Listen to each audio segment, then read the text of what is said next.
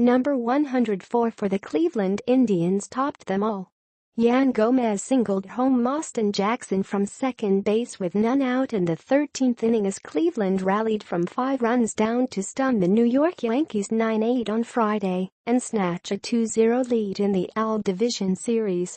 Despite an atrocious start by ace Corey Kluber, losing slugger Edwin Encarnacion with a severely sprained ankle in the first, and facing the possibility of playing their final game at home, the Indians, with some help from a call that went their way, continued a charmed season growing more and more special by the day.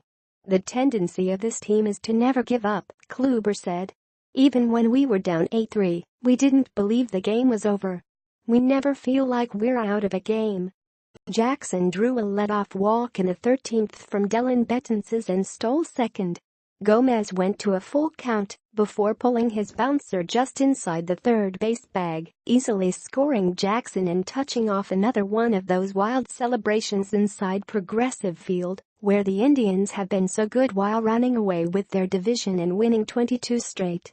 As Jackson sprinted home, Cleveland's players poured out of the dugout and mobbed Gomez at the conclusion of a wild 5-hour, 8-minute thriller that featured 14 pitchers and a call that may haunt Yankees manager Joe Girardi for months. "We just were supposed to win," said Indians outfielder Jay Bruce, who hit a game-tying homer in the 8th. "No words, honestly. I'm speechless." Francisco Lindor hit a grand slam in the 6th to rally Cleveland, which will try for a sweep in Game 3 Sunday at Yankee Stadium. Carlos Carrasco will start for the Indians against Masahiro Tanaka, who will try to extend New York's season.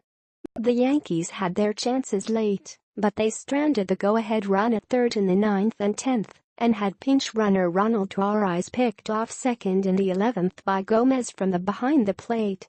Josh Tomlin, who had been scheduled to start later in the series, pitched 2 perfect innings for the win as Francona ran out of relievers in a game started by his best pitcher. Aaron Hicks hit a 3-run homer off Kluber and Gary Sanchez, and Greg Bird hit 2-run shots for the Yankees, who may have caught a bad break before Lindor's homer. New York's Aaron Judge went 0 for 3 and is hitless in 7 at-bats in the series with 5 strikeouts. The Yankees lost consecutive games for the first time since they were swept at home in a 3-game series by the Indians from August 28 to 30. Now, they need to sweep 3 in a row from Cleveland. Down 8-3, facing New York's vaunted bullpen, the Indians came back. New York starter CC Sabathia was lifted with 1 on and 1 out in the 6th for Chad Green, another one of the Yankees' flamethrowers who got an out before Gomez doubled. Green came inside and Lonnie Chisenhall was awarded first by plate umpire Danny Asagna on a hit-by-pitch. TV replays showed the ball slightly change direction. It appeared to hit the knob of Chisenhall's bat. Girardi said there wasn't enough evidence within 30 seconds to justify a challenge. He said the team later saw a slow-motion replay suggesting he should have contested the call, but it was too late. "There was nothing that told us he was not hit by the pitch," Girardi said. New York catcher Gary Sanchez said he heard something, but wasn't sure what. Sanchez caught the pitch on a fly. It would have been strike 3 if it had been ruled a foul tip, and immediately pointed to the Yankees' dugout, indicating they should consider challenging the call. Girardi nodded and held up a finger, asking for time to make a decision. "I didn't think it hit him, because he never reacted," Sanchez said through a translator. "He stood there. But it's just stuff that happens in the game." Lindor then stepped in and hit a towering shot off the inside of the right field foul pole to make it 8-7. Before he left the batter's box, Lindor gave his shot some help. "As soon as I hit it, I knew it had a chance of going out," Lindor said.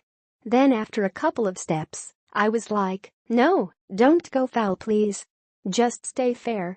I started blowing on it a little bit. As soon as it went out, it was just a lot of emotions."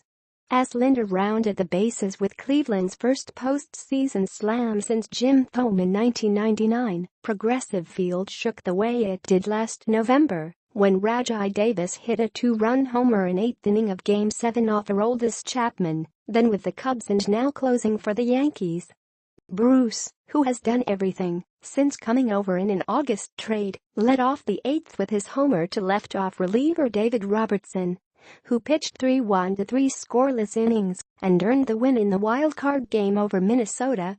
5 innings later, the Indians finally broke the tie. They matched the longest postseason game in Cleveland history. Tony Pena's homer in the 13th beat Boston in Game 1 of the 1995 ALDS. Kluber wasn't himself. Not even close. The right-hander, who led the Allen wins, ERA and intimidation, didn't get out of the third inning as Francona pulled him after allowing Hicks' 3-run homer.